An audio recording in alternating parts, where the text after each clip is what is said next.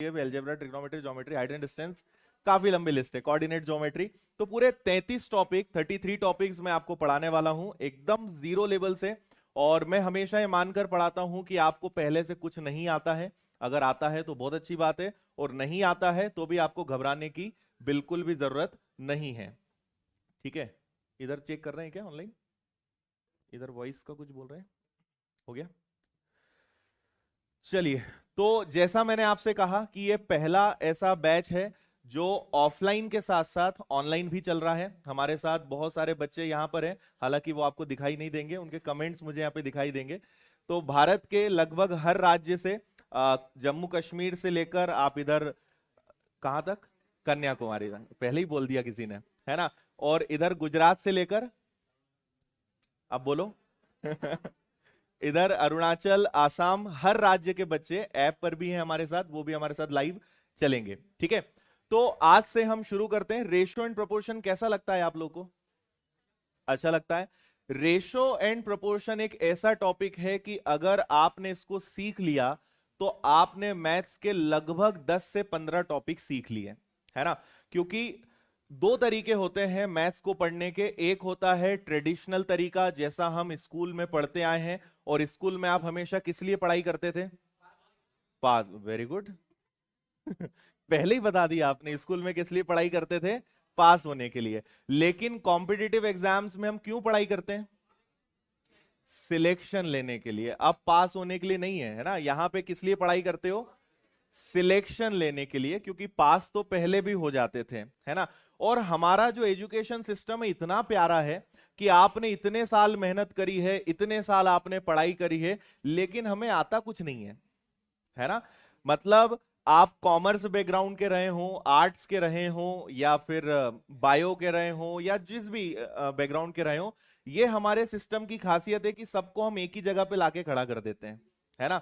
वापस सब लोग 10th के बाद सब लोग अलग अलग रास्ते चुनते हैं। ग्रेजुएशन और पोस्ट ग्रेजुएशन होने के बाद जब गवर्नमेंट जॉब की प्रिपरेशन की बारी आती है, सब लोग वापस वहीं आकर एकदम शून्य से फिर हम शुरू करते हैं, है ना। लेकिन इस बात को आप समझिए कि अब ये, अच्छा, जीवन भर पढ़ने का ही प्लान है क्या? मतलब एक कहीं ना कहीं दिमाग में आता होगा ना कि आखिर ये पढ़ाई कब खत्म होगी। नहीं, जब बचपन में हम छोटे थे छोटे, है ना। तो बचपन में अगर आप छोटे रहे होंगे तो आपके घर वालों ने कहा होगा, बेटा बहुत अच्छे से पढ़ाई करना, बहुत अच्छे से परसेंटेज बनाना, बहुत बढ़िया जॉब मिलेगी। आपने उस बात को दिल पे ले लिया, है ना। आपने बहुत मेहनत करी, परसेंटेज भी बनाए। फिर जब आप 10th पास हो गए तो घर वालों ने क्या कहा, अब 11th 12th में बहुत अच्छे परसेंटेज लाना है, फिर जॉब मिलेगी। आपने फिर दिल पे ले ली बात, 11th 12th में भी मेहनत करी। मेहनत करने के बाद जब आपका 12th कंप्लीट हो गया, फिर आपने इस जालिम समाज से पूछा कि नौकरी कहाँ है ना। फिर उसने कहा कि अभी ग्रेजुएशन तो करो, है ना, ग्रेजुएशन करो फिर जॉब मिलेगी। ग्रेजुएशन भी कर लिया, कई लोग का चल रहा है ना। फिर वापस समाज से हमने पूछा जॉब, उन्होंने कहा पोस्ट ग्रेजुएशन भी कर लो, है ना। पोस्ट ग्रेजुएशन कर लिया। अब जब आपने कहा कि जॉब, तो फिर उन्होंने कहा आप सरकारी नौकरी की तैयारी शुरू कर दो, है ना। तो अब आप बैंक, रेलवे, एसएससी, पुलिस, जिसकी भी तैयारी। तो हम इतने साल जो पढ़ते आए हैं उसका कोई मतलब ही नहीं निकला, है ना। भारत में 10वीं के बाद से सरकारी नौकरी मिल जाती है। 10वीं के बाद से केंद्र सरकार की जो है 15 से 20 हजार रुपए की सैलरी वाली सरकारी नौकरी 10th के बाद मिलती है। लेकिन दुर्भाग्यवश हमें किसी ने बताया ही नहीं कि 10वीं के बाद सरकारी नौकरी मिलती, तो हम कब के सरकारी नौकरी भी साथ में कर रहे होते, पढ़ाई भी अपनी जारी रख रहे होते, और अच्छे पद पर होते, है ना। तो खैर, अब तो खैर कुछ कर नहीं सकते, है ना। वापस 10th में पढ़ने से तो रहे अब हम, ठीक है। तो इन सब चीजों से हम ऊपर उठेंगे। एक चीज आप हमेशा बस ध्यान रखिए कि हमें इस बार आखिरी बार पढ़ना है, ठीक है। और हमें 2021 में अपनी पढ़ाई को खत्म करना है, अपने जॉब को, अपने करियर को, अपनी लाइफ को सिक्योर करना है। और जीवन में अभी और भी काम बचे हैं कि नहीं बचे हैं, है ना। कौन कौन से? यही बचा है बस जीवन में ठीक है, शादी का लड्डू खाना बचा है। जो खाए वो भी पछताए, है ना, जो ना खाए वो भी पछताए। तो इसलिए फिर कहीं समझदार लोगों ने कहा कि खा के ही पछताओ, है ना चलो ठीक है। तो पहला हमारा चैप्टर हम शुरू करेंगे, रेशियो एंड प्रोपोर्शन, अनुपात और समानुपात, ठीक है। और ऑनलाइन वाले सभी बच्चे जो हैं उन्हें भी मैं बता दूं कि आपके यहाँ सामने मेरे पास ऑफलाइन बच्चे भी बहुत सारे बैठे हुए हैं, और एक दो दिन थोड़ा सा बैलेंस जमाने में लगेगा, मतलब मुझे इनका भी ध्यान रखना है, आपका भी ध्यान रखना है, सबका अच्छे से ध्यान रखेंगे। जैसे यहाँ पे दिख ही रहा है कोई वेस्ट बंगाल से, तो एक बार जितने भी ऑनलाइन बच्चे हैं आप केवल ये लिख दो कि आप कहाँ से हो, ताकि इन लोगों को बता दें कि ये लोग कितने फायदे में हैं। ठीक है, तो अभी चलो कमेंट्स में थोड़ा सा 5-10 सेकंड का डिफरेंस आता है। हाँ, और कोई सवाल आपका इस बैच से, इस कोर्स से जुड़ा हुआ? भूख तो नहीं लग रही किसी को? है ना, समोसे संडे को ही मिलते हैं बस, है ना। इस बार संडे को 2 घंटे की स्पेशल क्लास भी रहेगी और 3 घंटे की है। अच्छा ठीक है, तो जितने भी घंटे की रहेगी वो विथ ब्रेकफास्ट है, उसमें नाश्ता शामिल है उस पैकेज में। तो संडे आप सभी का स्वागत है, और क्या रहेगा वो आपको बताएंगे, है ना। चलिए, तो इधर से अब रुझान आना चालू हो गए हैं। ठीक है, बिहार, वेस्ट बंगाल, खंडवा, मुरैना, जबलपुर, मध्य प्रदेश वाले बच्चे भी हैं, महाराष्ट्र, भोपाल, फिरोजाबाद, राजस्थान, जयपुर, छत्तीसगढ़। क्या? नहीं, ऐसा नहीं दिखाता वो। ठीक है, यूपी, खजुराहो, बिहार, आसाम, उत्तर प्रदेश, धुले, महाराष्ट्र, मधुबनी। आपको एक चीज मतलब जान के और आश्चर्य होगा, मतलब मैं खुद उसमें काफी आश्चर्यचकित था। जो हमने सबसे पहला मैथ्स फाउंडेशन बैच लॉन्च किया था, उसमें एक बच्चा बांग्लादेश का है। आपको आश्चर्य होगा, मैं खुद आश्चर्य में था, तो आपको तो होना ही है। एक बार हमारी टीम को जो हमारी एक ईमेल आईडी, उस पर मेल आया कि सर मैं बांग्लादेश से हूं और मुझे मैथ्स पढ़ना है ना, आदित्य सर का मैथ्स का कोर्स मुझे लेना है। तो हम सब लोगों ने पहले से ये सोच लिया था कि भाई या तो मजाक है, या फिर ऐसा हो ही नहीं सकता। अब पता नहीं बांग्लादेश का क्या सिस्टम है कि उसे भी मैथ्स यहाँ का काम आ जाएगा। तो हमने उसे सिंपल रिप्लाई किया, इस बात को मानते हुए कि भाई शायद ही तुम ज्वाइन करोगे या तुम मजाक कर रहे हो। तो हमने उसे इस तरीके से करा कि अगर आपको हमारा कोर्स लेना है तो इंडियन मोबाइल नंबर जरूरी है, इतना बोल के हमने सिर्फ उसको मेल करा। 5 या 6 दिन बाद जब मैं लाइव क्लास ले रहा था, तो देखा कि उस बच्चे का नाम, क्योंकि मुझे पता था उमर फारूक उसका नाम था, और उसने लिखा sir I am Umar Farooq, पहचाना क्या आपने? मैंने कहा नाम तो मुझे याद था। फिर उसने बताया कि सर मैं वही बच्चा हूं जो बांग्लादेश से हूं, मैं फिलहाल आपकी क्लास बांग्लादेश से ले रहा हूं। फिर हमने उससे पूछा कि भाई तुमने बांग्लादेश से, इंडियन नंबर होना कंपलसरी है, कैसे ये कोर्स ज्वाइन कर लिया? तो बोले सर मेरा एक फ्रेंड है भारत में, उससे मैंने उसका मोबाइल नंबर लिया और उस कोर्स पे मैंने अपना एक्टिवेट करवाया है, और अब मैं आपकी क्लासेस ले रहा हूं। तो ऐसे भी बच्चे हैं कई सारे।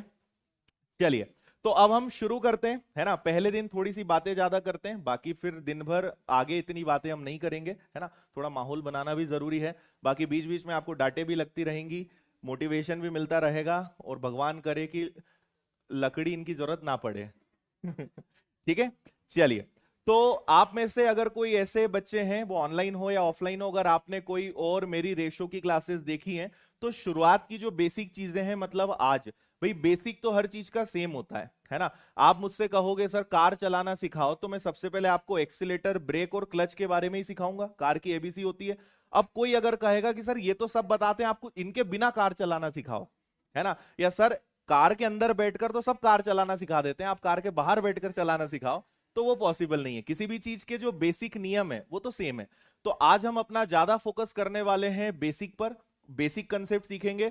और आप इस चैप्टर को जो पढ़ेंगे, आपने पहले कहीं भी पढ़ा हो, कितना भी पढ़ा हो, लेकिन आप मान के चलिए 100+ क्वेश्चंस हम इस चैप्टर में करेंगे। डिपेंड करता है, मिनिमम 100 तो हमारे लगभग सभी चैप्टर्स में होना है।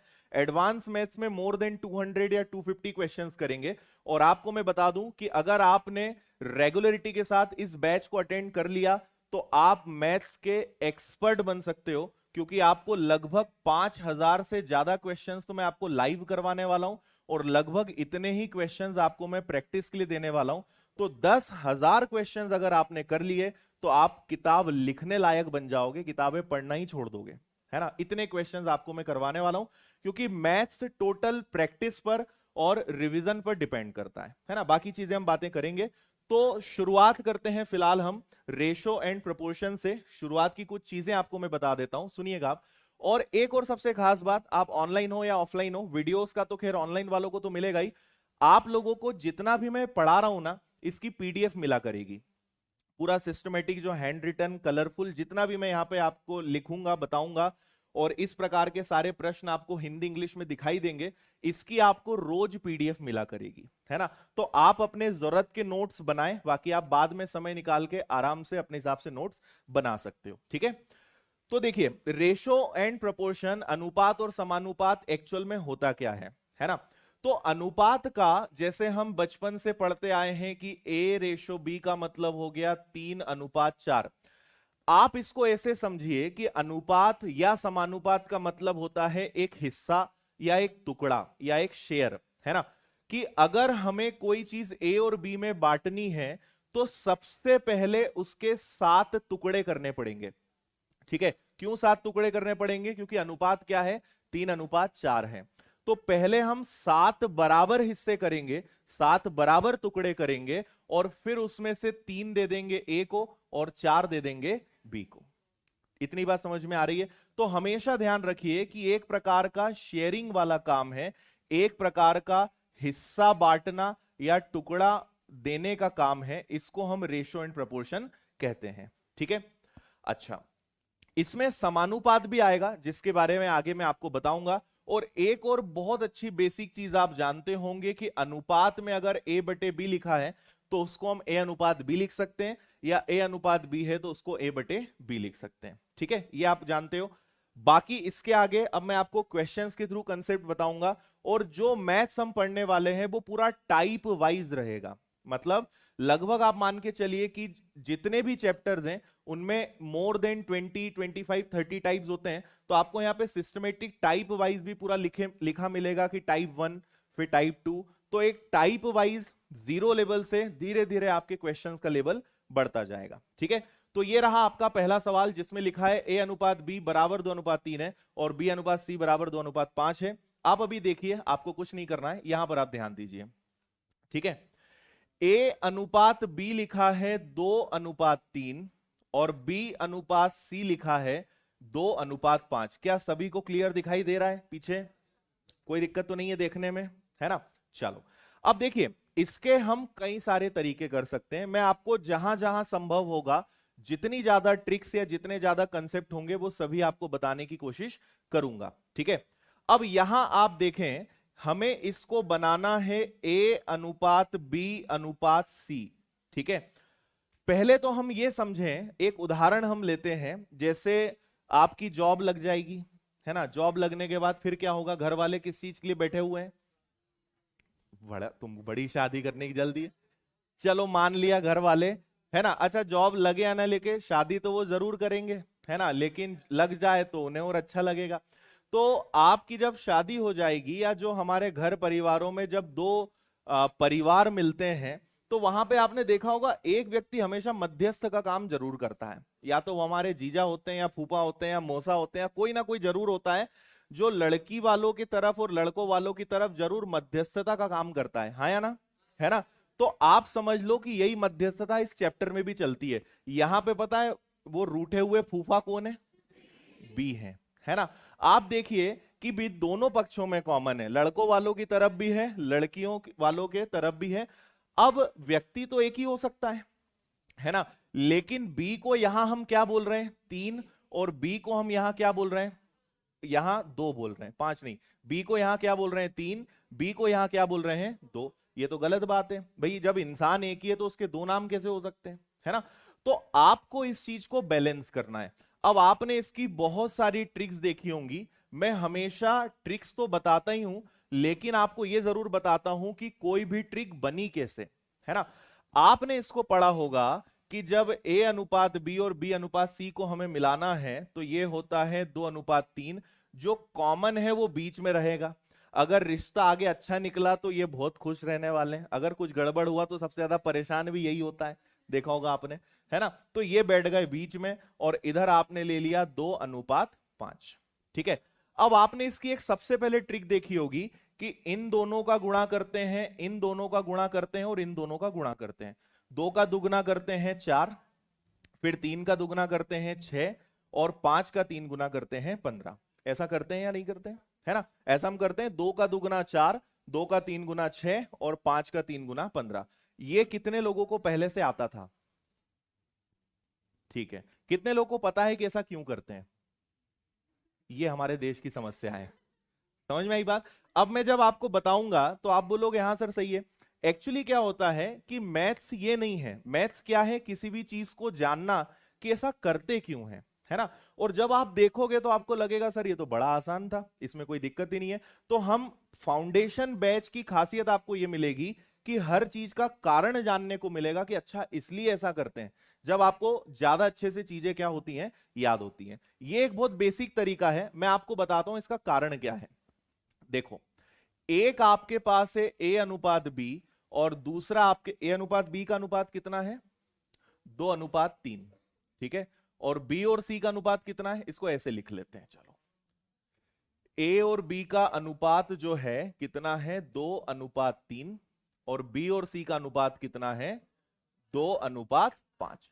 आप पता है कुछ भी नहीं कर रहे हो। मैंने आपसे कहा कि भाई जब बी एक ही इंसान है तो दो अलग अलग संख्याएं क्यों? वो तो एक ही होना चाहिए।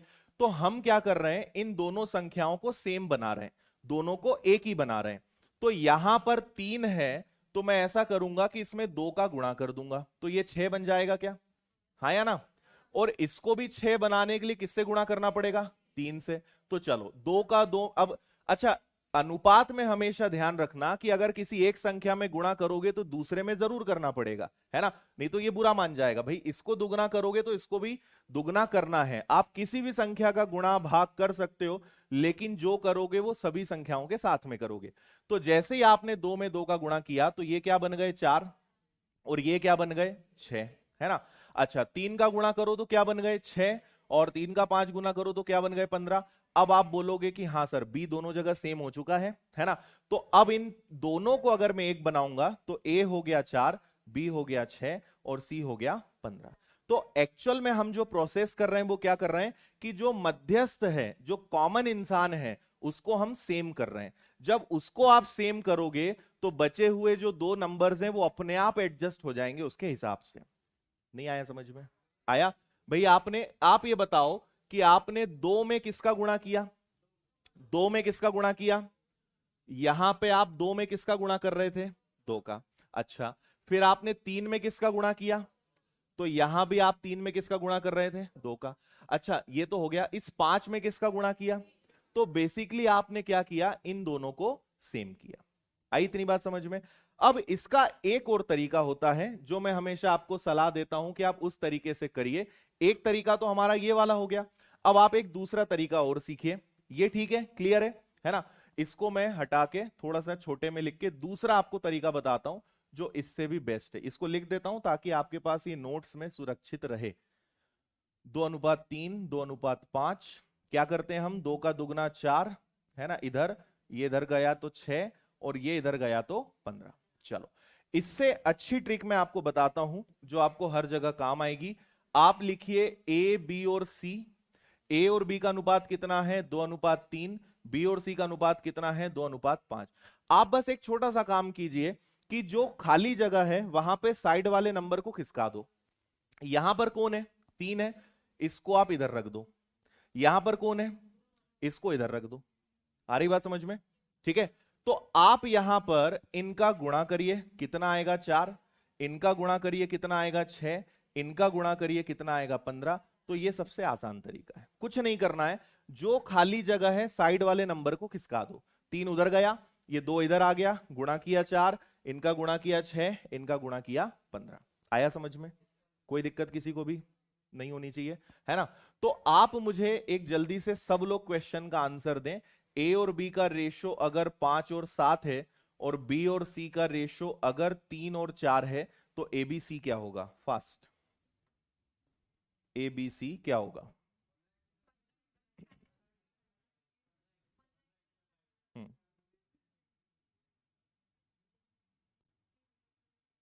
आगे आंसर क्या करा आपने? आपने लिखा 5 7, इधर लिखा 3 और 4, इधर आपका 7 गया, इधर आपका 3 गया। देखो कोई भी तरीका लगा लो, मैं ऐसा नहीं बोल रहा हूं कि आपको इसी से करना है, जो अच्छा लगे उससे कर लो, कोई दिक्कत नहीं है। आंसर जल्दी आना चाहिए, है ना। 5 और 3 का गुणा करोगे 15 आएगा, 7 और 3 का गुणा करोगे 21 आएगा, 7 और 4 का गुणा करोगे 28 आएगा। यही आ रहा है क्या? ठीक है, चलो, इसके बाद आगे बढ़ते हैं और अब हम एक और, है ना, एक और परिवार को अब इसमें शामिल करते हैं। ए और बी हो गया, बी और सी हो गया, सी और डी हो गया, है ना। तो यहां पर आप देखिए कि ए और बी का अनुपात कितना दिखाई दे रहा है, 2:1। बी और सी का अनुपात कितना दिखाई दे रहा है, 3:1। सी और डी का अनुपात कितना दिखाई दे रहा है, 4:1। अब हमें एक छोटा सा काम करना है, इन सभी को मर्ज करके एक बनाना है। इन सभी को मर्ज करके एक बनाना है, एक ही सूत्र में सबको पिरोना है। तो जो मैंने आपसे कहा वही काम आपको अभी करना है। खाली जगह पर साइड वाला नंबर खिसकेगा, है ना। इसकी भी एक लॉन्ग मेथड है, जैसा हमने इसके पहले वाला क्वेश्चन किया, लेकिन जो हमने बाद में जो मेथड सीखी वो इसको करने के लिए सबसे बेस्ट है। आपको क्या करना है, सी के नीचे भी एक लिखना है, ये एक खिसकेगा, इधर भी एक जाएगा। यहां खाली जगह है तो एक लिख दो, इधर खाली जगह है तो 3 लिख दो, यहां 4 है तो यहां 4 लिख दो, और यहां भी 4 लिख दो। समझ में आया क्या, है ना। ये एक था तो दोनों जगह मैंने एक लिख दिया, ये एक था तो इधर एक चला गया, ये 3 था तो इधर 3 आ गया, है ना। यहां 4 था तो दोनों जगह 4 आ गया, रिक्त स्थानों की पूर्ति हो गई। अब आपको बस क्या करना है, गुणा करना है। तो चलो गुणा कर देते हैं, है ना। इन तीनों का आप जब गुणा करेंगे तो 4 तिया 12 दूनी 24, ठीक है। इनका जब गुणा करेंगे तो 12, इनका गुणा करेंगे तो 4, और इनका गुणा करेंगे तो 1। ये आपका आंसर होना चाहिए। आया समझ में, पक्का, ठीक है।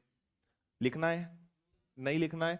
अच्छा, एक छोटी सी बात मैं आपसे पूछूंगा, यहां पे आपका आंसर आया 24, 12, 4 और 1। मैं एक छोटा सा काम कर लूं क्या इसमें, 4 से काट दें 6 बार, 3 बार, 4 तिया 12, 4 एकम 4, ऐसा कर लें क्या, क्यों, एक नहीं कटेगा ना, तो उसको काट भी कहां रहे हम भाई, बाकी तो कट सकते हैं। ठीक है, ऐसा करने की कभी गलती नहीं करना है हमें, है ना। ऐसा आप करेंगे या कोई ना कोई ऐसा करेगा, है ना। एग्जाम में ऐसे ऑप्शंस जरूर आते हैं कि आपको लगेगा ठीक है ना सर, एक तो कटेगा नहीं, इनको तो काट दें बेचारों को। तो ये भी नहीं, मरेंगे तो सब मरेंगे, नहीं तो कोई नहीं मरेगा, है ना। वो बचपन में हम भी खेलेंगे, नहीं तो खेलने भी नहीं देंगे। तो कटेंगे तो सारे नंबर्स, नहीं तो नहीं कटेंगे, है ना। देखो ये चीजें मैं अपने पिछले 10-12 साल के अनुभव के आधार पे बता रहा हूं। इन 10-12 सालों से पढ़ाने में कई बार ऐसे ऐसे खतरनाक अनुभव भी आपके साथ में शेयर करूंगा। आप एक अनुभव मैं अपना जरूर शेयर करता हूं। ये जब छत्तीसगढ़ में मैं एज ए LICWO का, छत्तीसगढ़ आपने देखा होगा, वहां एजुकेशन का लेवल कुछ ज्यादा ही कम है बाकी राज्यों की तुलना में। तो वहां पे मैं एज ए LICWO, कांकेर सुना हो अगर आपने कभी, नक्सली एरिया है, वहां पे मुझे पोस्टिंग मिली थी पहली। तो मैं as a LIC administrative officer वहां पे काम करता था। तो मैं वहां पे 10 से 6, 10 से 5 ऑफिस संभालता था, और बाकी समय में क्या करता था कि पढ़ाता था वहां पर बच्चों को फ्री में। तो सुबह 7 बजे से रात के 10 तक पढ़ाता था, मतलब सॉरी, सुबह 10 तक, 10 से 5 अपना 6 बजे तक ऑफिस किया, 6 से 9 फिर मैं पढ़ाता था। तो वहां पे एक बच्चा मुझे मिला, आप भी, आपको भी मजा भी आएगा, दया भी आएगी, ठीक है। 102 में 10 का भाग देना था, ठीक है। 102 में 10 का भाग देना था। मैक्सिमम बच्चे जो हैं आंसर 10.2 लेकर आए थे, लेकिन एक बच्चा इंटरनेशनल था, वो 12 लेकर आया, ठीक है। कितना आंसर लेके आया, 12। अब वो मुझसे लड़ाई कर रहा है कि सर आपका आंसर गलत है, इसका आंसर तो 12 आना चाहिए। मैंने कहा भाई कैसे आना चाहिए, सर सिंपल है, 0 से 0 कट जाएगा, ठीक है। तो उसने 0 से 0 काट दिया। 102 में 10 का भाग देके आंसर कितना लाया, सर 12 आएगा। आपका मैथ्स बेकार है। आ रही बात समझ में। तो इसलिए ऐसी चीजें मैं बता देता हूं, कभी भी याद रखिए कि अगर सारे नंबर्स होंगे तो वही एक साथ कटेंगे, अदरवाइज कोई भी नंबर नहीं कटेगा। क्लियर है इतना सभी को, है ना। चलो, एक आपको क्वेश्चन में दे रहा हूं, सभी इसका आंसर बताएंगे, A, B, C और D, है ना। और आपको रेशो दे देते हैं यहां पे 2:3, ऐसी लिख दूं चलेगा ना, 3:4 और 2:1। सबको मर्ज करके एक बनाइए जरा जल्दी से। अच्छा, अच्छा, दिशा उइके कांकेर से हैं ये, ठीक है।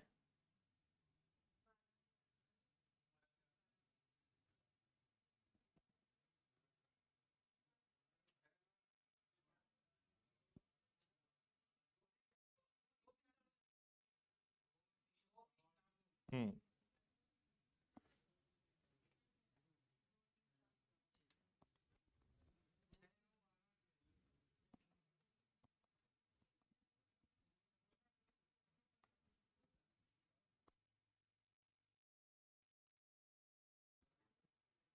हाँ जी, आगे आंसर सभी का। क्या करेंगे आप? इधर 3 है तो यहां भी 3, यहां भी 3, यहां 4, इधर आ जाएगा 3, यहां 2 है तो यहां भी 2 और यहां भी 2। इतना ठीक है क्या?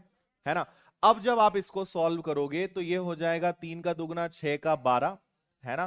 फिर ये हो जाएगा 9 और 2 18, फिर ये हो जाएगा 12 का दुगना 24 और ये हो जाएगा आपका 12। अब ये सभी कैंसिल हो रहे हैं क्या?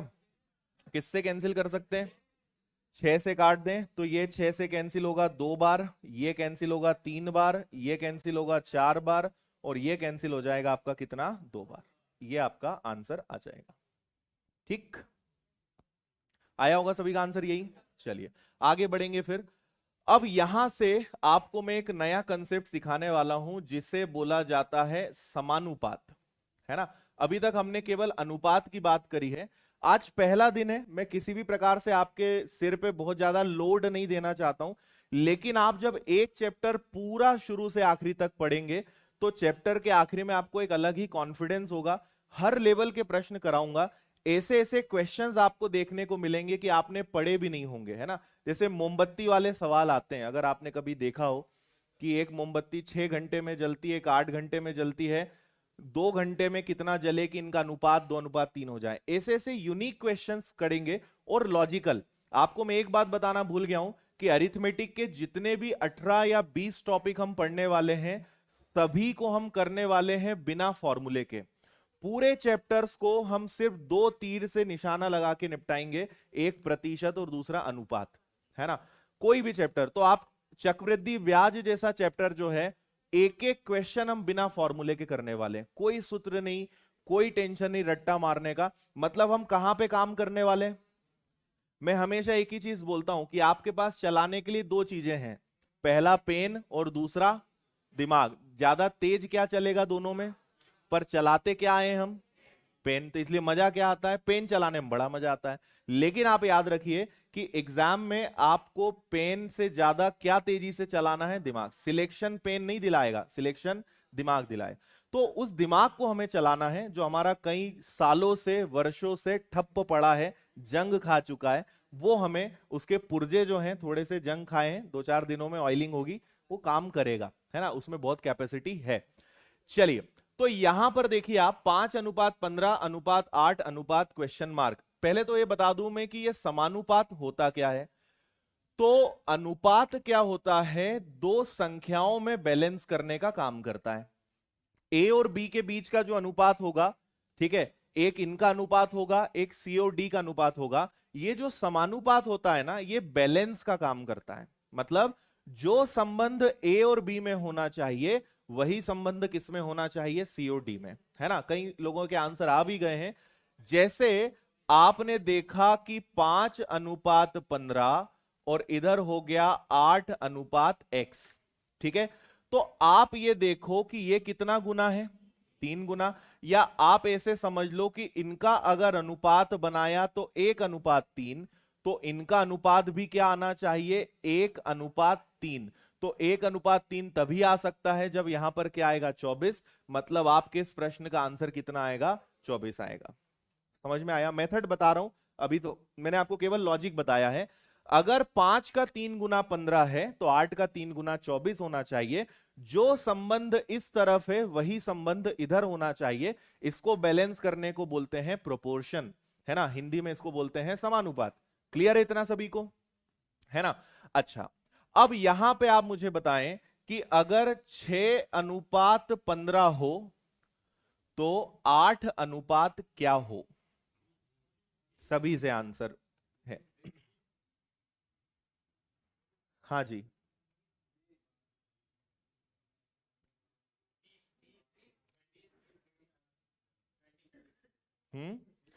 6 दूनी 12 और 3 15, ऐसा तो नहीं कर रहे हो? 8 तिया 24 और 3 27, ऐसे नहीं? ठीक है। अब आप यहां पे अगर देखेंगे ना तो ये पता है कितना गुना है, 2.5 गुना है, ये 2.5 टाइम्स है। तो इसका भी अगर आप 2.5 गुना करोगे तो कितना आएगा, 20 आएगा, है ना। 25 अठे 200, 2.5 इंटू 8 कितना आएगा, 20। तो अब यहां कई लोगों की हवा निकल गई, कई लोग इसको नहीं कर पाए। क्यों नहीं कर पाए, क्योंकि वो पिछले वाले में तो बढ़िया था, 5 दिया 15, 8 दिया 24।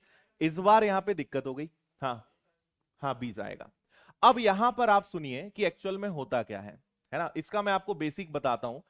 आपको पता है कि ए अनुपात बी को ए बटे बी लिख सकते हैं और सी अनुपात डी को हम सी बटे डी लिख सकते हैं, है ना। फिर इसका होगा क्रॉस मल्टीप्लाई, इन दोनों का गुणा होगा तो ये बनेगा ए गुणा डी, इन दोनों का गुणा होगा तो बनेगा बी गुणा सी। ऐसा हम कर सकते हैं। तो अगर आपने अभी जो क्वेश्चन लिया था, चलो इसी को ले लेते हैं, 5 15 तो 8 अनुपात क्या, ठीक है। सो 5:15 प्रोपोर्शन 8 क्वेश्चन मार्क। तो ये आपका ए का काम कर रहा है, ये बी का, ये सी का और ये डी का, है ना। तो ए की वैल्यू आपको दी हुई है 5, डी की वैल्यू आपके पास नहीं है, बी की वैल्यू आपके पास 15 है और सी की वैल्यू कितनी है, 8 है। हाँ या ना, ठीक है। अब आप इसको सॉल्व कर लीजिए, वैसे तो आप यहीं से कैंसिल कर लोगे इसको, ठीक है। तो ये आ जाएगा 3 और 8 का 3 गुना क्या हो जाएगा, 24। ये आपके इस क्वेश्चन का आंसर था जो अभी हमने यहां पर लिखा। तो ये इसकी एक्चुअल में मेथड है कि जब आप गुना ना कर पाओ, है ना, लॉजिक ना लगा पाओ, तो आप इस मेथड को फॉलो कर सकते हैं। यहां पर एक चीज आपको और सभी को ध्यान रखनी है इसमें, कि ये जो ए है इसे कहा जाता है फर्स्ट प्रोपोर्शन। क्या बोलते हैं, फर्स्ट प्रोपोर्शन। हिंदी में बोलोगे लग रहा है ना, तुम इंग्लिश नहीं बोलोगे। हिंदी में इसे बोलते हैं प्रथम अनुपाती। क्या बोलते हैं, प्रथम अनुपाती। तो बी को बोलो, क्या बोलेंगे, बी को इंग्लिश में कहेंगे सेकंड प्रोपोर्शन और हिंदी में कहेंगे द्वितीय अनुपाती। सी को क्या कहेंगे, थर्ड प्रोपोर्शन और हिंदी में कहेंगे तृतीय अनुपाती। और डी को क्या कहेंगे, फोर्थ प्रोपोर्शन मतलब चतुर्थ अनुपाती।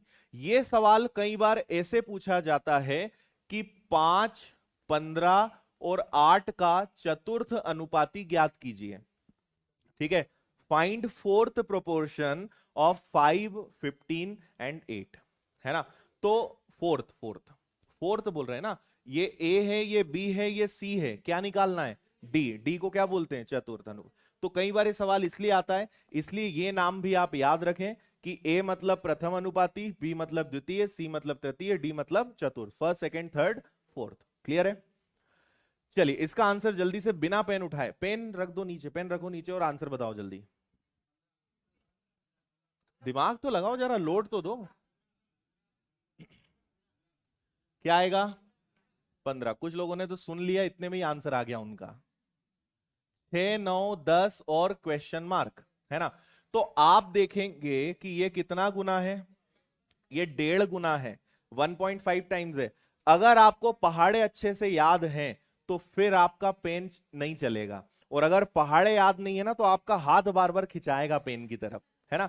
तो पहाड़े पहाड़े मतलब टेबल्स कहां तक याद होने चाहिए, 30 तक। अरे 20 तक तो तुमने बचपन में ही याद करवा दिए थे ना, लठ खाए हैं खूब, लकड़ियां खाई हैं, है ना, और क्या सोटी बोलते थे स्कूल में। तो वो तो 20 तक तो वही याद कर लिए थे। 30 तक अगर आपको याद है तो आपका कैलकुलेशन बाकी सब लोगों से काफी तेज रहेगा, है ना। इसका आप ध्यान रखें। तो ये 1.5 गुना है, इसका अगर आप 1.5 गुना करोगे तो आंसर कितना आएगा आपका, 15। या फिर जो अभी हमने सीखा, ए गुणा डी बराबर बी गुणा सी। ना दिमाग चले तो फिर ये तो है ना, इसको तो आप लगा ही सकते हो जो अभी मैंने आपको बताया था, ए गुणा डी बी गुणा सी। तो ए आपके पास क्या है, 6, डी आपको निकालना है, बी कितना है 9, सी कितना है 10, ये 9 है ये 10 है ना। तो डी बराबर हो जाएगा 90/6, मतलब आंसर कितना आ जाएगा, 15। क्लियर है। चलिए आगे बढ़ेंगे। अब यहां से एक कंसेप्ट निकल के आता है, इस क्वेश्चन के लिए हम थोड़ा सा रुकेंगे, पहले एक जो चीज मैं आपको बता रहा हूं वो सुनिएगा। ये आपके एग्जाम के हिसाब से काफी इंपॉर्टेंट है, और ये है मध्यानुपाती, जिसे इंग्लिश में क्या कहते हैं, मीन प्रोपोर्शन। मध्यानुपाती मतलब मीन प्रोपोर्शन का कंसेप्ट, ठीक है। और ये एग्जाम का क्वेश्चन है, आप एसएससी के तैयारी कर रहे हो या पुलिस के, आपको ऐसा क्वेश्चन दिखाई देगा। ये अभी तक हमने जितने पढ़े हैं उसमें सबसे इंपॉर्टेंट ये है, मतलब इसका डायरेक्ट क्वेश्चन आता है। इसके पहले हमने जितनी भी चीजें पढ़ी हैं उनकी आपको क्वेश्चंस में जरूरत पड़ेगी, लेकिन इसका सीधा क्वेश्चन बनता है। तो पहले इसका थोड़ा बेसिक समझिए, फिर हम इस पे आएंगे। मध्यानुपाती का कंसेप्ट क्या होता है? जब एक, वही अपने नाराज फूफा है ना, ये दोनों तरफ कॉमन होंगे, तो ए अनुपात बी समानुपात बी अनुपात सी, मतलब बी दोनों तरफ क्या है? कॉमन है ना। अच्छा, नियम तो वही लगेगा, ए बटे बी बराबर में बी बटे सी, है ना, ए बटे बी बी बटे सी, इसका गुणा इधर, इसका गुणा इधर, तो बी और बी का गुणा करोगे तो क्या हो जाएगा? बी का स्क्वायर और ए इंटू सी। ये कंसेप्ट यहां से निकल के आया, ठीक है। यहां पर ए को बोला जाता है इंग्लिश में फर्स्ट प्रोपोर्शन और हिंदी में प्रथम अनुपाती, ठीक है। बी को बोला जाता है यहां पे सेकंड प्रोपोर्शन, लेकिन उसके बजाय इसको यहां पर क्या बोलते हैं? मध्यानुपाती, ठीक है, इसी को बोलते हैं मध्यानुपाती, या इंग्लिश में क्या बोलेंगे? Mean proportion. और सी को क्या बोलेंगे? थर्ड प्रोपोर्शन या तृतीय अनुपाती। इन सब के आगे आपको मैं क्वेश्चंस करवाऊंगा, है ना, तब आपको चीजें ज्यादा समझ में आएंगी। तो आपसे फिलहाल कहा गया है कि 0.16, कोई क्वेश्चन छूटा तो नहीं ना अपना? ठीक है, पांचवा कहां है? वही मुझे लग रहा था ये क्वेश्चन डायरेक्ट कैसे आ गया। एक चलो कुछ नंबरिंग की मिस्टेक है, ठीक है, कोई दिक्कत नहीं है।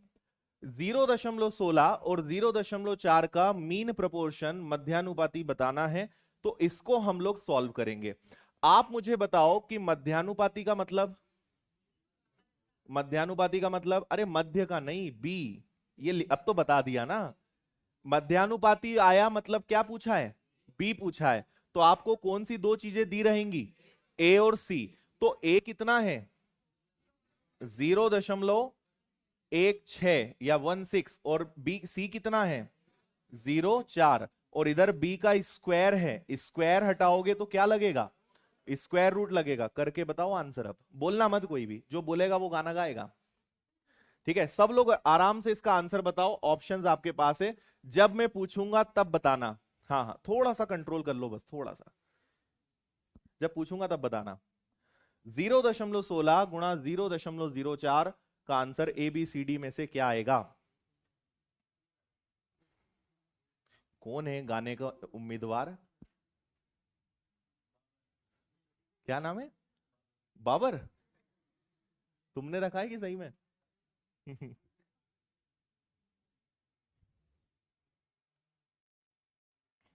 हम्म,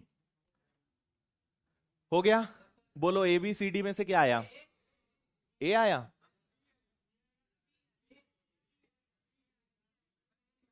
ए, बी वाले हाथ उठाओ जरा, ठीक है। सी वाले हाथ उठाओ, डी वाले हाथ उठाओ। पीछे देख लिया मैंने आपका हाथ, अब नीचे करने से कोई मतलब नहीं है। चलो, ये अच्छी बात है कि आपने किसी भी ऑप्शन को निराश नहीं किया, है ना। लेकिन इसका, अच्छा, कुछ जिन्होंने हाथ नहीं उठाया वो कहां गए? ए वाले हाथ उठाओ, ठीक है। अभी भी कुछ लोग बचे हैं, बताओ। ये पता है कौन से लोग हैं? पहले ये देखते हैं कि ज्यादा हाथ किस में उठ रहे हैं, है ना। पहले देखेंगे ज्यादा हाथ कहां उठे, अब जब मैं पूछूंगा ना तो वो अब ए में हाथ जरूर उठा देंगे। तो बिल्कुल ठीक है, करेक्ट आंसर इसका ए है ना। क्यों ए है वो मैं आपको बताता हूं। 0.16 और 0.64 का अगर आप गुणा करोगे तो देखो, दशमलव के बाद दो अंक हैं, यहां भी दशमलव के बाद दो अंक हैं, तो 16 का 4 गुना करोगे 64, लेकिन दशमलव के बाद टोटल कितने अंक होने चाहिए? 4, ठीक है। गुणा करना और वर्ग, ये आपको मैं सिखाऊंगा सारी चीजें, वर्ग घन गुणा, ये सब चीजें हम देखेंगे। तो 16 और 4 का गुणा किया आपने 64, दशमलव के बाद कितने अंक हैं? 1 2 3 4, ठीक है। अब 64 किसका वर्ग होता है? 8 का। लेकिन याद रखिए कि जब वर्गमूल से बाहर निकलते हैं, है ना, स्क्वायर रूट से आप बाहर निकलोगे, तो अगर दशमलव के बाद 4 अंक हैं तो बाहर कितने अंक आएंगे? 2, है ना। तो आप 8 के पहले केवल एक अंक के बाद दशमलव लगाओगे और ये आपका आंसर आएगा 0.8, 0.08। आया समझ में कि नहीं आया? आ गया है? है ना। और आप इसके पीछे कारण भी समझ सकते हो, क्योंकि जब आप 0.08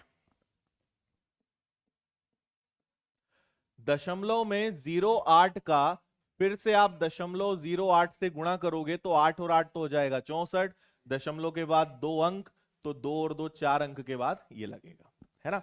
इसलिए वो क्या हो जाता है, आधा।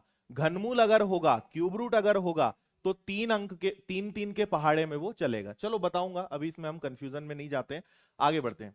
क्वेश्चन नंबर 7, जल्दी से आंसर बताइए। हमारे एक ऑनलाइन वाले स्टूडेंट बोल रहे हैं, सर ऑनलाइन वालों से भी हाथ उठाओ। ठीक है भाई अमजद। हाँ जी, क्या बोलते हो। आपसे कहा गया है कि a/4 बराबर है b/5 के, तो आप एक छोटा सा कष्ट करेंगे, इस b को उठा के यहां ले आओगे, 4 यहां चला जाएगा, तो आंसर ही कितना आ जाएगा, 4:5। मजा आ गया ना। अब करो।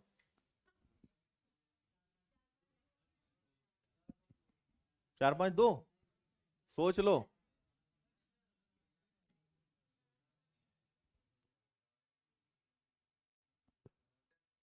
सही बोल रहे हो ना, भरोसा ही नहीं है तुम्हें अपने आप पर। 4 5 2 सही आंसर है। ठीक है, ठीक है, अब आंसर दो।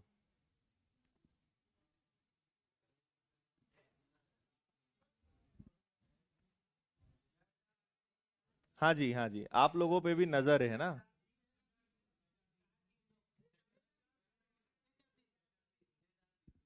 देखो ये तुम लोग की स्टूडेंट्स की एक आदत मुझे बहुत अच्छी लगती है, पता हो या ना हो तुक्का जरूर मारते हैं, है ना। पता नहीं है क्या करना है।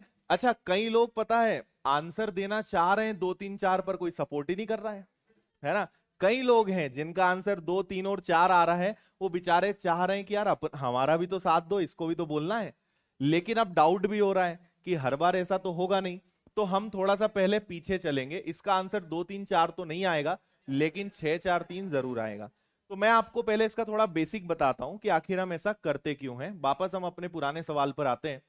भाई इस सवाल में तो कोई दिक्कत नहीं थी, इसको तो मैंने आपको प्रूव करके बताया। इस सवाल में आप समझिए, बहुत काम की चीज बता रहा हूं, ध्यान से सुनना सब लोग। यहां लिखते हैं a/4, b/5 और c/2, ये सभी एक कांस्टेंट वैल्यू k के भाई ये सब आपस में बराबर हैं, तो इन्हें हम एक कांस्टेंट वैल्यू k के बराबर मान लेते हैं। ऐसा स्कूल में भी करते थे, है ना, कि ये तीनों जब आपस में बराबर हैं, तो ये किसी ना किसी एक संख्या के बराबर होंगे। उस संख्या को हम x नाम दे दें, y नाम दे दें, k दे दें। जनरली k चलता आया है तो उसको हम नाम दे रहे हैं। बाकी ऐसा नियम नहीं कि हाँ k लिखना है, आपको जो अच्छा लगे वो लिख दो। अब इसका मतलब यह हुआ कि a/4 भी k के बराबर होगा, b/5 भी k के बराबर होगा, और c/2 भी k के बराबर होगा, है या ना। ठीक है। अच्छा, a की वैल्यू 4k होगी, b की वैल्यू 5k होगी, c की वैल्यू 2k होगी, हाँ या ना। 4 इधर, 5 इधर, 2 इधर। अब अगर मैं आपसे पूछूंगा कि बताइए a/b/c क्या होगा, तो आप कहोगे सर 4k, 5k और 2k, ऐसे ही होगा, है ना, क्योंकि एबीसी की वैल्यू है। और दूसरी बात यहां पर क्या है कि k यहां से कैंसिल हो जाएगा, तो बचेगा क्या हमारे पास, 4 5 और 2। तो जितनी आसानी से आपने आंसर दे दिया था, उतना आसान है नहीं है, ये इसके पीछे पूरा लॉजिक है ना। अभी मैं आपको इसकी शॉर्ट ट्रिक बताऊंगा, जब अगला क्वेश्चन हो जाए उसके बाद आपको इसकी शॉर्ट ट्रिक भी बताऊंगा, है ना। इतनी बात समझ में आई सभी को, क्लियर है, हाँ या ना। थोड़ा हाँ ना बोलते रहा करो जब बोलूं तब। ठीक है, क्लियर यहां तक, पक्का। अब इसकी बात करते हैं, है ना। यहां पे आपके पास लिखा हुआ है 2a, इसको और समझ लो। आपके पास लिखा है 2a बराबर 3b बराबर 4c बराबर, हम क्या ले लेंगे, एक कांस्टेंट वैल्यू k। ठीक है। अब ये बताओ कि 2a बराबर k, 3b बराबर के और 4c बराबर के, एग्जाम में आपको ऐसा नहीं करना है ना। शॉर्ट ट्रिक में बताऊंगा, लेकिन आपको पहले इसकी लॉन्ग मेथड पता होगी ना, तो शॉर्ट ट्रिक आप सीख पाओगे। तो मुझे बताइए a की वैल्यू क्या होगी, बोलो, और b की, और c की, अच्छा, अब अगर मैं आपसे पूछूंगा कि अब जरा ए बी सी का रेशो बना लो, तो आप ए की जगह क्या रखोगे? k/2। बी की जगह क्या रखोगे? और सी की जगह क्या रखोगे? इतना, ठीक है। लेकिन अनुपात का एक नियम याद रखना कि अनुपात कभी इस तरीके से भिन्न में नहीं होता, ठीक है। फ्रैक्शन में आपका रेशो नहीं होना चाहिए, तो इसको हमें थोड़ा सही बनाना पड़ेगा, मतलब एलसीएम लेना पड़ेगा, ठीक है। दूसरी बात, अगर अनुपात में कोई भी चीज कॉमन है तो वो कैंसिल हो जाती है, इसलिए के का हम टेंशन नहीं लेते, वो कॉमन है, वो हट जाएगा। तो बेसिकली ये 1/2 है, ये 1/3 है, ये 1/4। चलो लिख देता हूं मैं, 1/2, 1/3, 1/4, इतना ठीक है। अच्छा, अब इसको अगर हमें एक अनुपात में कन्वर्ट करना है तो आपको लेना पड़ेगा एलसीएम। इधर देखो, है ना, कैमरा देखा नहीं कि फिर तो भूल ही जाते हो। 1/2, 1/3, 1/4 का, 2, 3 और 4 का एलसीएम कितना आएगा? 12। तो आप सबको 12 से गुणा कर दो। 2 से कैंसिल हुआ 6 बार, 3 से कैंसिल हुआ 4 बार, और 4 से कैंसिल हुआ 3 बार। तो ये इसका आंसर होगा। समझ में तो नहीं आया? अच्छा, आया क्या? ठीक है, दोनों चीजें मैंने आपको समझाई, थोड़ा सा आप फिर से सुनिए, फिर मैं आपको इसकी ट्रिक बताने वाला हूं, ठीक है। इधर जरा ऑनलाइन वालों को भी देख लेते हैं, उनकी शिकायत आ रही, सर आप हमारे ऊपर ध्यान नहीं दे रहे हो।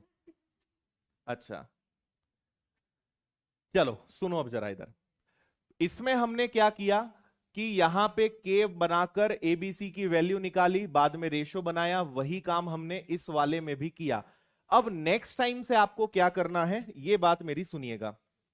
चलो इसी से बता देता हूं। कभी भी अगर 2:3 आपस में बराबर हैं तो हम उसे कांस्टेंट वैल्यू के बराबर मानते हैं। जब भी आप किसी को कांस्टेंट वैल्यू के बराबर मानोगे, वो संख्या पलटेगी, ठीक है। आप यहां देखिए, 4 बटे में था, ये पलटकर 4 बन गया। ये 1/5 था, ये 5 बन गया। ये 1/2 था, ये 2 बन गया। हुआ? तो अगर आप कभी भी कांस्टेंट वैल्यू के बराबर मानते हो तो सिंपल आपको संख्या पलटना है ना। इसी प्रकार से अगर इस वाले की बात करें तो यहां पे 2 ऊपर था, पलटो जरा 2 को, 1/2। 3 को पलट दो, 1/3। 4 को पलट दो, तो आप सीधे प्रश्न से डायरेक्ट यहां पर आ जाओगे। अब मैं आपको एक क्वेश्चन अपने मन से दे रहा हूं, उससे आपको ज्यादा चीजें समझ में आएंगी, है ना। सिर्फ ध्यान से आप देखिएगा। मैंने लिखा a/2 बराबर b/3 बराबर c/7, है ना। c/5 ले लेते हैं। और दूसरा प्रश्न में लिखता हूं कि 2a बराबर 3b बराबर ना, बराबर 3b बराबर 5c। दोनों के आंसर आप लोग बता सकते हो क्या? चलो आप लोग करो, फिर मैं बताता हूं। एक बार आप अपने हिसाब से निकाल कर देखें, ठीक है। लंबे तरीके से नहीं करना है, डायरेक्ट करने की कोशिश करना है। नहीं समझ में आया होगा, मैं दोबारा आपको बताऊंगा, ठीक है। हाँ,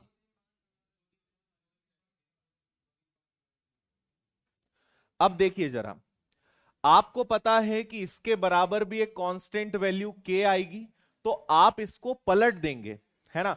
तो ये पलटने पे आ गया 2, ये पलटने पे आ गया 3, और ये आ गया 5। तो ये सीधा हमेशा आंसर आएगा। लेकिन जब आप इसको पलटोगे तो 2 को पलटेंगे तो 1/2, 1/3 और 1/5। ये आंसर हो सकता था, पर क्योंकि ये भिन्न में है तो भिन्न में आंसर होते नहीं है, फ्रैक्शन में होना नहीं चाहिए, तो आपको लेना पड़ेगा एलसीएम, ठीक है। एलसीएम एक अपने आप में चैप्टर है। आपको इतना तो पता होगा कि एलसीएम का मतलब होता है, क्या होता है? लोएस्ट कॉमन मल्टीपल, लघुत्तम समावर्तक। एक ऐसी संख्या जिसमें सभी संख्याओं का पूरा पूरा भाग जाए। आपको ऐसी संख्या लेना है जिससे ये तीनों का भाग दिया जा सके। तो वो 15 हो सकती है, नहीं हो सकती, 2 का भाग नहीं जाएगा। 30 हो सकती है, 60 हो सकती है, 30 के पहाड़े में आने वाली हर संख्या हो सकती है। तो आप सभी का गुणा कर देंगे, सभी में गुणा कर देंगे किसका? 30 का, और आपके फिर आंसर आ जाएंगे। 2 से कटेगा ये 15 बार, 3 से कटेगा ये 10 बार, और 5 से कटेगा ये 6 बार। ये आपका आंसर आएगा। कर लोगे अब अगली बार से डायरेक्ट, है ना। क्यों ऐसा करते हैं उसका कारण तो आपको पता है, लेकिन हर बार इतना करना नहीं है। सीधी सी बात है कि आपको संख्या को क्या करना है, पलटना है। उम्मीद है इतना आपको समझ में आया होगा, है ना। एक इसी से मिलता जुलता सवाल कर लेते हैं और आज की क्लास को हम खत्म करेंगे। ये वाला लेते हैं, बचे हुए जो छोड़ रहे हैं उनको हम करेंगे, टेंशन मत लेना। हाँ,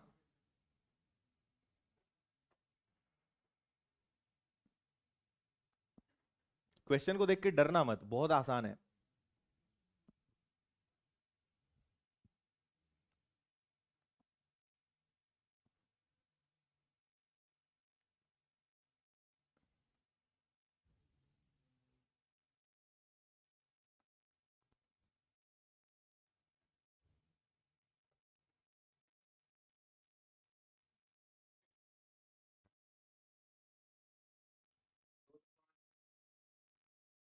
ऑप्शन में ही नहीं है यार ये तो।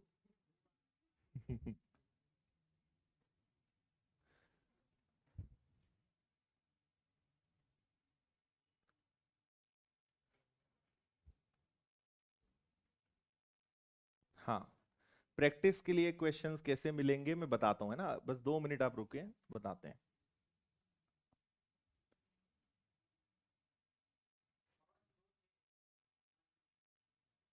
हम्म।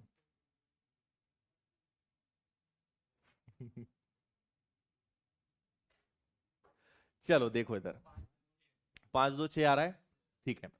आप सबसे पहले 30% को क्या लिखेंगे, देखते जाना आप जल्दी जल्दी। ए गुणा 30, 30% मतलब 30/100, 75/100, 75/100। और इसको तो हम 1/4 ही रहने देंगे, ऐसा तो आप कर लोगे, कोई दिक्कत नहीं है। 30% मतलब 30/100, 0.75 मतलब 75/100, ठीक है। अब आप ये बताओ कि क्या आप इसको और शॉर्ट कर सकते हो, ये कैंसिल हो जाएगा। 25 से 3 बार, 25 से 4 बार। तो आप यहां क्या करेंगे, ए गुणा 3/10, बी गुणा 3/4 और सी गुणा 1/4, ऐसा लिख सकते हैं क्या, ठीक है। अब कभी भी बराबर में है तो हम इसे एक कांस्टेंट वैल्यू के बराबर मानते हैं, लेकिन हमें पूरा लंबा चौड़ा काम नहीं करना है, सिंपल संख्या को क्या करना है, पलट देना है। तो आप यहां पे इन्हें पलटेंगे, यहां लिखता हूं मैं, ए को क्या माना जाएगा, बोलो। पलटने की बात है भाई। अब आप इन्हें कांस्टेंट वैल्यू के बराबर मानेंगे, ये एक अंडरस्टूड बात है, हमें लिखना नहीं है। तो ए 3/10 है, तो इसको हम क्या लिखेंगे, 10/3।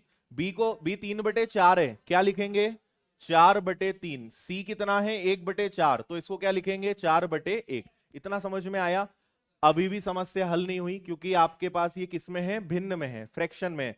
क्या लेना पड़ेगा, एलसीएम। एलसीएम अगर लेंगे तो कितना एलसीएम आएगा, एलसीएम लेने का उद्देश्य समझो, आपको ये नीचे के जो कांटे हैं इनको हटाना है ना।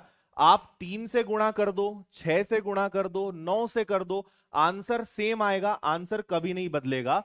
तो आपको 3 का गुणा करना है तीनों में, उससे फायदा क्या होगा कि ये हट जाएंगे। तो ऊपर बचेगा यहां 10, यहां बचेगा 4, यहां हो जाएगा 4 तिया 12। अभी भी और शॉर्ट हो सकते हैं ये, तो काट दो, 2 से कटेगा 5 बार, ये 2 बार और ये 6 बार। ये आपका आंसर है 5 2 6, मतलब ऑप्शन ए। आया कि नहीं आया, आया। तो इसलिए, क्योंकि आज तो शुरुआत है इसलिए आपको आसान क्वेश्चन करा रहा हूं, लेकिन जो जो चीजें हम सीखेंगे, जब उनसे जुड़े हुए क्वेश्चन सॉल्व करेंगे ना, तो वो आपके दिमाग में फिर बहुत अच्छे से बैठेंगे। और हमेशा याद रखिए, किसी भी क्वेश्चन को पूछने के कई तरीके हो सकते हैं, कई मेथड्स हो सकती है, कई रास्ते हो सकते हैं, अगर कंसेप्ट क्लियर है। एक चीज आपको आखिरी और मैं बता देता हूं, याद रखिएगा। हमें क्या लगता है कि जैसे मान लो मैंने अनुपात में आपको 200 क्वेश्चंस करवा दिए, सुनना बात ध्यान से, अनुपात में मैंने आपको अगर 200 क्वेश्चन करवा दिए, तो आपको लगेगा कि बस अब हम बन गए शहंशाह, अब हम बन गए राजा, अब अनुपात का कोई सा सवाल आ जाए। आपको सुनकर थोड़ा अजीब, थोड़ा आश्चर्यचकित लगेगा, लेकिन एग्जाम में 201वां ही प्रश्न आएगा, ठीक है। मतलब जो, क्योंकि किसी किताब के क्वेश्चन होते ही नहीं, एग्जाम के क्वेश्चंस हमेशा बनाए जाते हैं, लेकिन वो कभी नए क्वेश्चन नहीं बनाते हैं, डेटा चेंज करते हैं, पैटर्न पूछने का बदलते हैं। जैसे ये वाला क्वेश्चन था, इसमें आप मुझे एक चीज बता दो जो आपको नहीं आती थी। जितना मैंने आज आपको पढ़ाया, क्या ये उसी तरीके से हल हुआ? लेकिन इसमें गड़बड़ क्या हो गया कि ये 0.75 आ गया। अच्छा, मैं 3/4 दे देता तो कर लेते, लेकिन 0.75 दे दिया तो हम कंफ्यूज हो गए, थोड़ा सा डर गए कि पता नहीं क्या होगा। तो ये हमारे साथ होता है। क्वेश्चन को पूछने के कई तरीके हो सकते हैं, वो हमें थोड़ा समझना है ना। तो पहला तो हम लगभग 100 से 150 क्वेश्चंस क्लास में करेंगे। आपको डेली क्लास की पीडीएफ मिल जाया करेगी, ठीक है। ऑनलाइन वाले बच्चों को तो उनके पास तो वीडियोस 1 साल तक रहेंगे। आप लोगों का देखते हैं आज बात करके क्या करना है। दूसरा, आपको एक प्रैक्टिस शीट मिलेगी विथ सॉल्यूशन, ठीक है। और उस प्रैक्टिस शीट के अंदर लगभग 200 क्वेश्चंस होंगे जो हर लेवल के होंगे। और अगर आपने इतना कर लिया, 150 क्वेश्चंस क्लास में मैं सिखाऊंगा, 200 क्वेश्चंस आपको प्रैक्टिस करने के लिए मिलेंगे। चैप्टर एंड होने के बाद फिर आपका एक टेस्ट होगा। तो मोटा मोटा एक चैप्टर में 300 से 350 क्वेश्चंस हम करेंगे। इसके बाद कोई समस्या बचेगी क्या? नहीं बचेगी। फिर टॉप मारने का ही काम बचा है बस, है ना। तो मेहनत हमें करनी है, उसमें कोई कंजूसी नहीं करनी है। Content, material, questions, tricks, techniques, logics भरपूर मिलेंगे। और आप 2 या 3 दिन तक थोड़ा सा चीजों को समझने की कोशिश करें। इंटरेस्ट नहीं है तो जाग जाएगा। और इतना दावा करता हूं कि आपका फेवरेट सब्जेक्ट मैथ्स बन जाएगा, ठीक है। ये तो आप देखेंगे कुछ ही दिनों में, ठीक है। और कोई दिक्कत परेशानी? बाकी 1-2 दिन तक सब चीजें थोड़ा समझ में आने लगेंगी। जो ऑनलाइन वाले बच्चे हैं वो भी 1-2 दिन थोड़ा सा सब्र रखें, सब चीजें आपको समझ में आ जाएंगी। और कुछ शंका परेशानी? नहीं? खत्म करें आज की क्लास यहीं? तो एक बार जरा जोर से सब लोग बोलेंगे भारत माता की। चलिए, बहुत बहुत धन्यवाद। कल वापस 1 बजे मिलेंगे। Thank you, bye bye, take care.